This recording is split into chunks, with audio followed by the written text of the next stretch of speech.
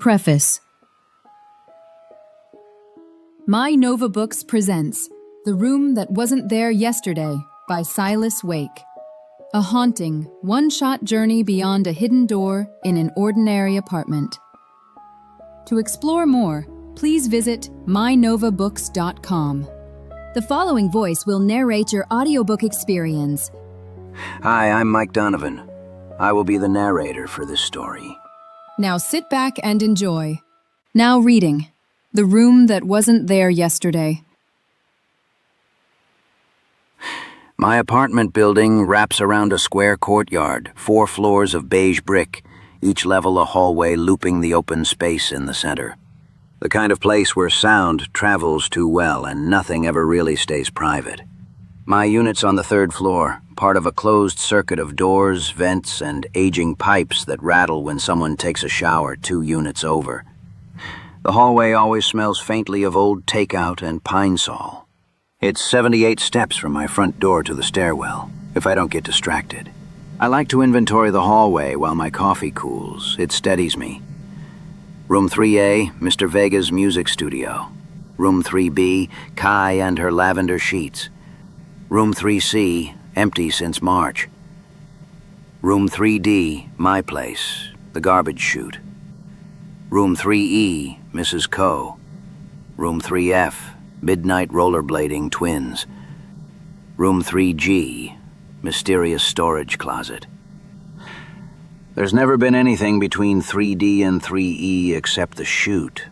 Until this morning, where the iron mouth once yawned, a narrow maple door stands, leaking late afternoon light. My camera, my sanity check shows only blank wall. Mrs. Coe passes, oblivious. My heart skitters. Denial tries to hold the frame. Unable to resist, I reach for the maple door. The knob refuses at first, then gives with a breath of warm sawdust. My palm is slick. Inside, my childhood bedroom almost. The carpet piles are too tall. The sunbeam comes from the wrong window, but it smells right. Talc and stale cereal. A bruised, soft ache opens under my ribs. I pluck a spiral notebook from the desk. A single line glows on the first page. Knock again when ready. The sentence reads like a rule. Knocks as consent. A code. My throat tightens. I retreat and the chute returns. Outside life feels unchanged, except my office mug is no longer navy but dino patterned, like the room's bedsheet. The pattern is a stamp, the room's mark, proof of exchange, and a warning. Jen insists it's always been mine. I Google the mug, no results. My stomach tilts. I go home early, queasy.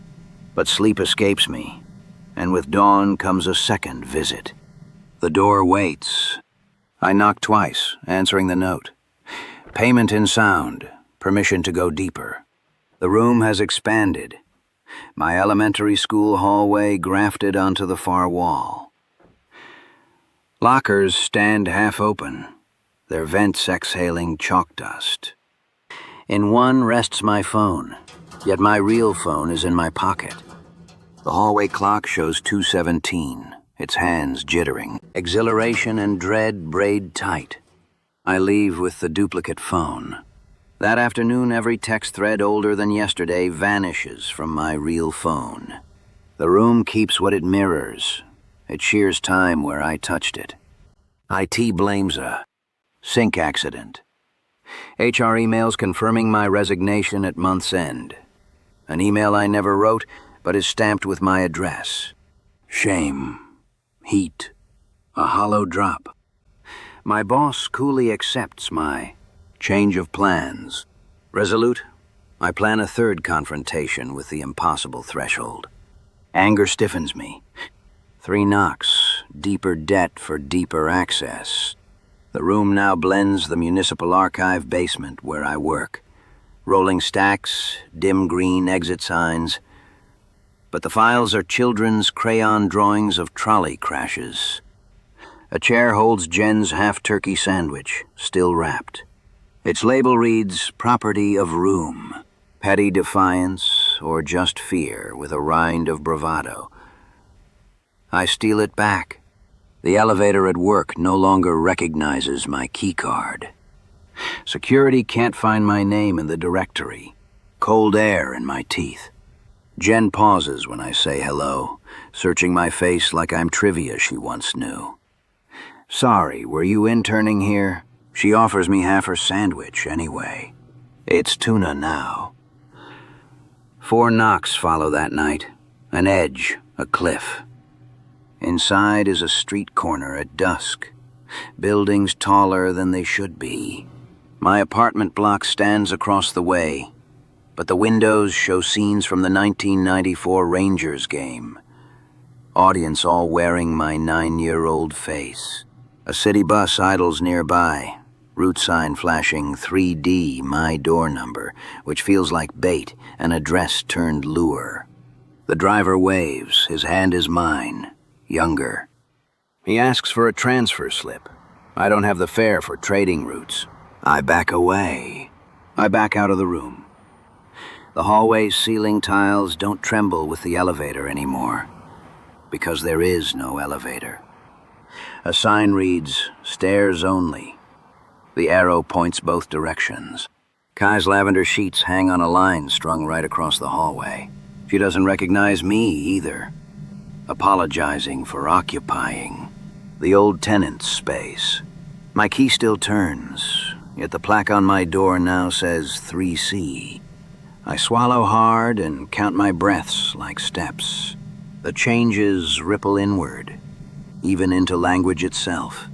I start writing notes on the notebook I stole. But the sentences keep shortening on their own, shedding verbs, then vowels. I hear myself thin to the thrum of baby speech. Panic flares. I bite my tongue till I taste blood. Desperation leads me to one final crossing. No knocks, no consent. The door opens the moment I step into the hallway. Only glow. My skin goes cold. I sense that if I cross again, the hallway itself will be the thing that disappears next, and maybe me with it, replaced by some earlier draft. I don't want to be edited that far. I drop every stolen object, the mug, the duplicate phone, Jen's sandwich wrapper, onto the maple threshold. The light swallows them, soundless. Relief tugs against loss. The notebook's last page unfurls new words, crisp and adult. Debt settled, for now. The ledger is real. The truce is temporary. I am shaking and steady at once. The door soft closes. The garbage chute reappears. Afterward, the elevator is back.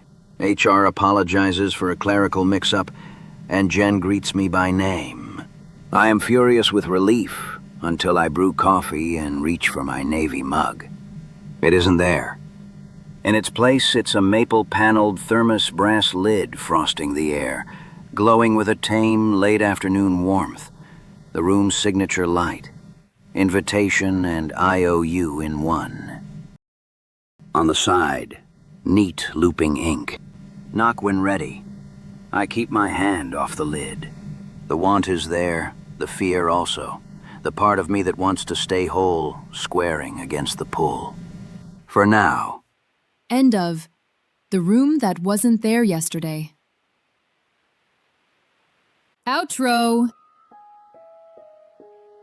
Thank you for finishing The Room That Wasn't There Yesterday, written by Silas Wake and narrated by Mike Donovan. We appreciate you listening all the way through. For more great selections, visit mynovabooks.com. Until next time, thank you for listening.